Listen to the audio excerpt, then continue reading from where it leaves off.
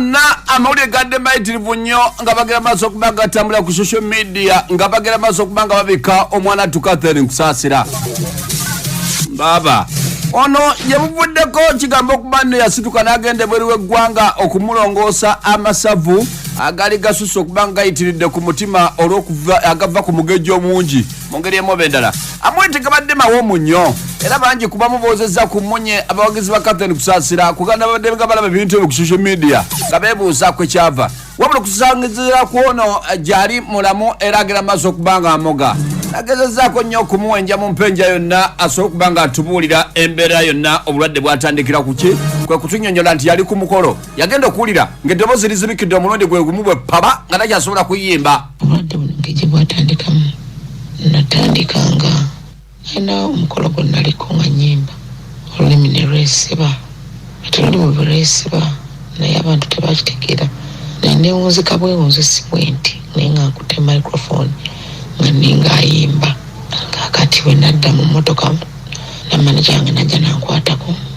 netufuluma naye omukolo gwo gwaliko abantu bangi gwali etonyi kwaliko Omuyimbi Mesaki omukulu Balonywa kwaliko abantu baali bangi abayimbi abaliko balabada New Eagles nemala negenda netutula mu mmotoka nenyimiza bannange ekibaddewo bangamba nokathe tena ogenda mu ddwaliro ate bwe twagenda mu ddwaliro nendaba Dr. Ali Mulago akulira Heart Institute nangamba ku mutima gwo kuliko tube eratambuza bulungi musaayi then wetaaga kulongoosa oba tubes ezo nga bolaba nti no bagamba abakyala bazibikidde enseke kakati nange bwekyali bwe kityo Catherine Kusasira agenda maaso okuba nga atubulira obulwadde kwe bwava ng'asinzire bweru w'eggwanga yakyali mu kugenda maaso okuba nga afuna treatment mu ngeri emu endala okusa Catherine Kusasira agamba nti aludde nga mulwadde era ng'obulwadde bwe atambula nabwo manyize ntambula n'obulwadde bwange naye nga sibe tebunneebasa wansi nemmera watandika okumera zi painkillers bwe zityo oluusi nga mba nzisa kumukumu ntandika okutambula ku painkillers naye nze nga bumanyi nti bankebera nga sina birwadde by'amaanyi bino siinaamu sukaali siinaamu siriimu sirinaamu kansa siina kirwadde kirala kyonna kyenina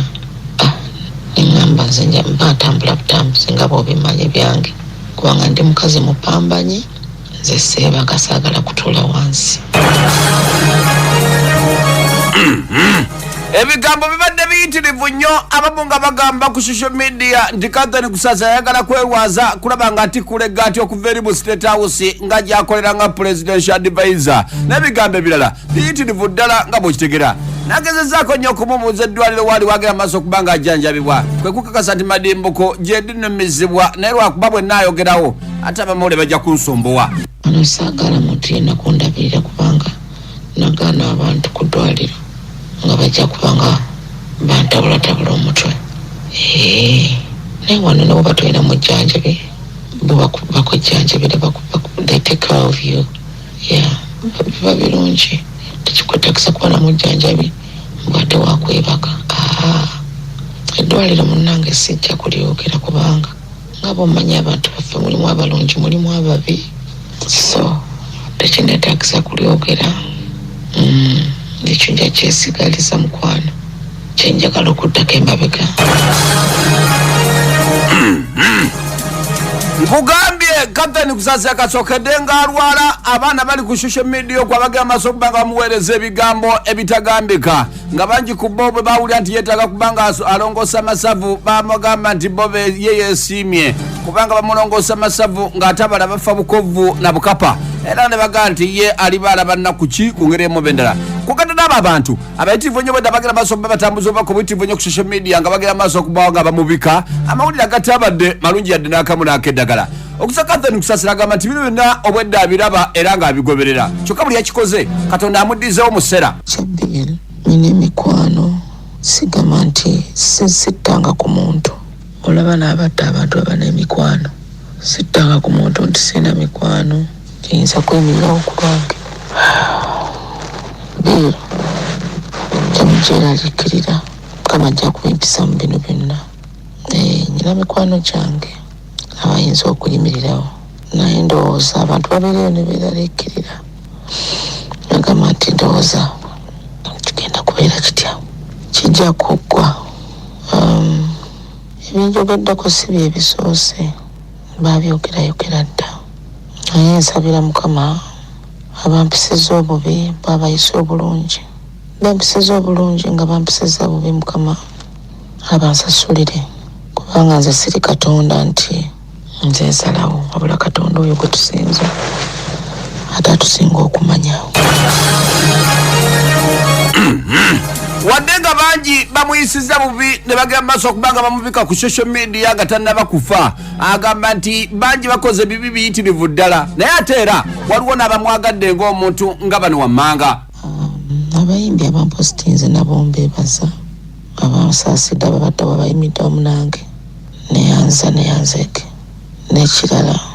eky'obulwadde tekiringa kika nti tekiyingire nti tokiyingire buli muntu yenna aba alina okulwala alina kino kyampalo abaseka baseke abasaasidde beebale abambeereddewo neyanziza siyinza kwerabira kwebaza njakola audio ey'okwebaza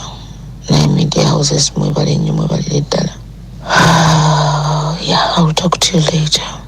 That is it. Kyenyinza okwogerako ekitonotono. Wabula mbadde nkusaba onteere mu kano akantu. Nali ne bodyguard wange liri nangamba kafe olina okgenda ne bakujjanjaba bodyguard wange liri oyambeereddewo bambi n'omukyala Rita Kaggwa ne bakwano bange abalala bonna banga mbadde nga ndwala ngamba buwulira buli kimu ekigenda mu maaso. Okay, bwatyo Catherine Kusasira gyali akyali mugonvugonvu muko katongera okubanga tumusabira banange omuze gw'okubika oba gwavaawa